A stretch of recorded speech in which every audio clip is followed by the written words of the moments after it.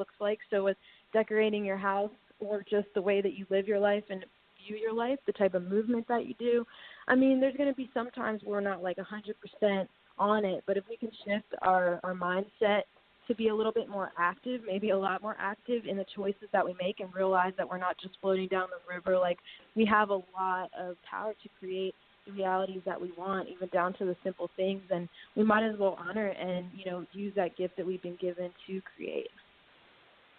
Definitely. If you would, really quickly, give us the website and stay on the line. I need both of you to stay on the line, but then I want to bring in really quickly both Irvin Truitt and Carly Jones and Angela Thorpe, who are going to be talking about some things that they're doing. One is bringing in a international artist to come down here whose mother was a very famous artist, but I'll have them talk about that very shortly, and you'll definitely be able to relate to who they're bringing in town, because she was a famous folk singer, among other things, but the mother was, that is, but the Silver Nightingale lore. So when you hear who they're bringing to this area, you'll be quite pleased. But in the meantime, if you could, Jenny, give us your website and stay on the line, please. Sure. My website is Blissasana, so Bliss, BLISSASANA.com, and that's where you can learn more about the 21-day program, and there's a free video. It's under 30 minutes, and it's right on the website for you to try anytime you want for free.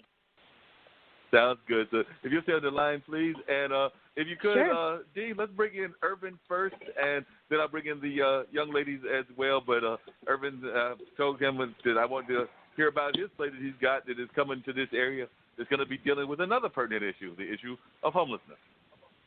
All right, I'll bring them in just one Are you second. enjoying the smoothest conversation in podcasting? Straight Talk with Dean and Mark. Hi, this is DJ Smooth Jazz, syndicated radio host and co-owner of Portfolio Group LLC, your smooth jazz lifestyle and entertainment group with offices in Durham, North Carolina.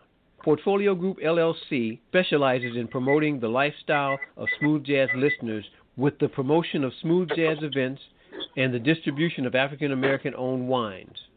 For more information, portfoliogroupllc.com, or you can swing by my secondary site, djsmoothjazz.com. Now back to Straight Talk with Dean and Mark. All right, we're back. Mr. Truitt, you are on the line. Welcome to Straight Talk with Dean and Mark, sir.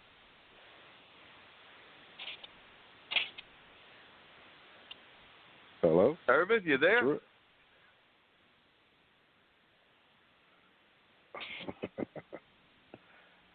Is Irvin around, or did we lose Irvin? No, he's on, but he may have stepped away from his stuff right now. All right, you want to bring Carly and Angela in? All right, let's bring Carly and Angie in, and then we'll bring Irvin back later on, assuming that we can get him back online. No problem. Ladies, good evening. Welcome to Straight Talk with Dean and Mark. You are on the air. Good evening. Hello. Thank you for having Good evening. us. All right. Glad to have you. Now, one of the things I was talking to the Silver Nightingale about, because she's been involved in various kinds of music, including folk music and jazz and blues, out of both the Syracuse area as well as now currently living in Florida, where she's doing a lot of work around both activism, around some of the things that are going on with the migrant community, as well as still doing stuff with her music. And I know that y'all are bringing in a young lady that was definitely, her mother was very much all about activism, because y'all are bringing to the Raleigh area Lisa Simone, who is the daughter of Nina Simone. And Nina Simone was nothing but about activism in the 60s and during the time that she lived and everything. So if you'll share a little bit about this program that y'all have and how y'all are going about bringing her to the Raleigh area and some of the things that she might be doing. Because I think Lisa may even be involved in activism still herself to this day, even though, of course, she's honoring her mother. Yes, we are so excited to be bringing Lisa Simone to Raleigh, North Carolina. This is an event that is being put on by the Department of Natural and Cultural Resources, which is the department that both Angela and I work for. I am the music director at the North Carolina Arts Council. And I am the director of the North Carolina African American Heritage Commission. And we work across the state to preserve, promote, and protect North Carolina's African American history, arts and culture. And so this is a wonderful collaboration between our two departments as well as a few others, including Come Here, North Carolina, which is a campaign of the Department of Natural and Cultural Resources, the North Carolina Museum of Art, and a huge national partner, the National Trust for Historic Preservation. And the thing we really want everyone to know about this concert this weekend, it's a really special concert because it's in support of the work that the National Trust for Historic Preservation is spearheading to rehabilitate and preserve the home of Nina Simone, which many people are not even aware that Nina Simone is a daughter of North Carolina. She is from Tryon, North Carolina, which is out west at the foothills of the mountains. And last year, it was actually designated a national treasure, which is a huge deal for our history. And we want to do our part as statewide partners to support that work. And so all of the proceeds from the concert will go directly to the fund to rehabilitate and preserve the home of Nina Simone. And so she's going to be doing a concert of big band arrangements of her mother's music. So all of the great songs that you could think of, I mean, her, Nina Simone's book goes on and on with some of the greatest music that we typically think of when we think of the civil rights movement. And so she'll be doing big band arrangements of that music backed by the Tribe Big Band, which is led by Lenora Helm, who is a professor at NCCU in the jazz program, and she's also an incredible musician herself. And we have some really great musicians that are going to be in the big band that I'm sure you all know about and follow, like Al Strong, Brian Horton, Ernest Turner, Baron Tymus, Lynn Grissett. They're all going to be in there. And so it'll be a really special night because you'll be able to hear Lisa Simone, her only child, sing the music of her mother in a big band arrangement form, which is not heard, backed by North Carolina musicians. And this is her part, her way of giving towards this campaign. This is her way of helping to save her mother's home. So people are always asking Angela and I, how can I get involved? Because this campaign has been getting a lot of really great publicity. And this is a small way that you can. You can buy a ticket to this memorable evening, which will be on Saturday. Right. Let Angela tell a little bit more about it. Absolutely. So, again, this concert is going to take place Saturday, August 17th. Doors will open at 6:30 p.m., and the concert will begin at 8 o'clock p.m. This is going to be located at the North Carolina Museum of Art at the Joseph M. Bryan Jr. Theater in the Museum Park. That is the amphitheater, the outdoor amphitheater that exists at the North Carolina Museum of Art. And again, as Carly mentioned, all proceeds from the concert are going directly towards benefiting the restoration and rehabilitation of the house. So if you'd like to get involved, you can buy a $45 reserve ticket, a $35 general admission ticket, bring your folding chair, your blanket, or a $15 youth ticket. That's for youth that are ages 7 and up and college students.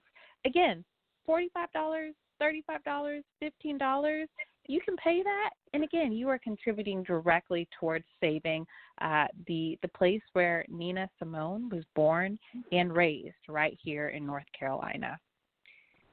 And yeah, what is the status Mark, of that? I think you'd be really. Oh, go ahead. I think you'd be really interested in the larger campaign that this is a part of. Yes. It's tied to Black history here, and Angela can speak more to that. It's a really interesting campaign that I think people would be really intrigued to hear about. Absolutely. Yeah, I definitely want to hear a little bit more about that. But my question is, what is the status of the house? Because I know sometime back, and this might have been, Dean can refresh my memory when, but we had Madam C.J. Walker's granddaughter or great-granddaughter on, and she was talking about some of the rescue work that they did on Madam C.J. Walker's house, a house that she actually lived in, if I remember correctly, briefly and everything. And, of course, that house had to have some major work and everything. Do we know the status of the house and how much work needs to be done on the house? We do, and in fact, it's funny you mentioned that. So the gentleman who managed the Villa Luar, the project for Madam C.J. Walker's house is actually now running the fund that is directly benefiting for this Nina Simone National Treasure campaign. His name is Brent Leggs, and so he's taking a similar strategy with our support to help preserve Nina Simone's birthplace in Tryon. So just to give a little bit of background, of course, Nina Simone was born in this very modest home in Tryon, North Carolina.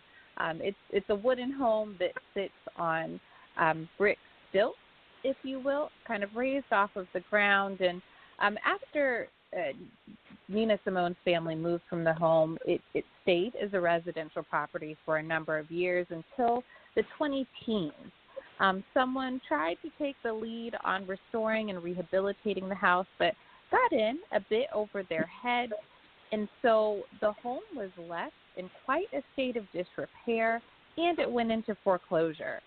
That is when 4 artists of color from New York City pooled their resources together to actually purchase the home in 2016. And that's when the National Trust for Historic Preservation got involved. And again, they designated that home a national treasure last year in 2018. And so currently the home is still in a state that needs a lot of TLC, a lot of love and support. The funds that have been raised thus far have allowed for the exterior of the home to be painted in a style and a color that match the time period that Nina Simone and her family would have lived in the house. However, there's a lot more work to be done. We've got broken windows. We've got parts of the roof. It's a tin roof that are rusted.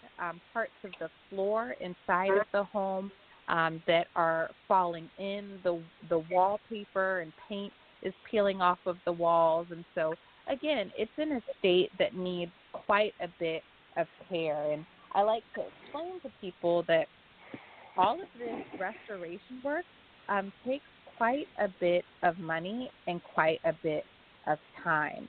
And so each and every penny that is being raised for this concert is going to help, again, pay for some of that restoration work. It's going to help pay for something called a preservation easement that is going to protect the boundaries of the home to make sure that nothing can happen to the home in perpetuity and to make sure that nothing can be built up around it. Those funds are also going to go towards determining future use for the home, which is very, very important, right? This is not going to stand as a static space. We want this to turn into an innovative space for the state of North Carolina. So you've got to get the home in good shape to be able to open it up. You've got to get utilities in there. You've got to make sure it's accessible to the public. Again, all of these funds are going to go towards that. And Carly can talk to you a little bit more about what some hopes for that space are that we're hoping this concert will help shape.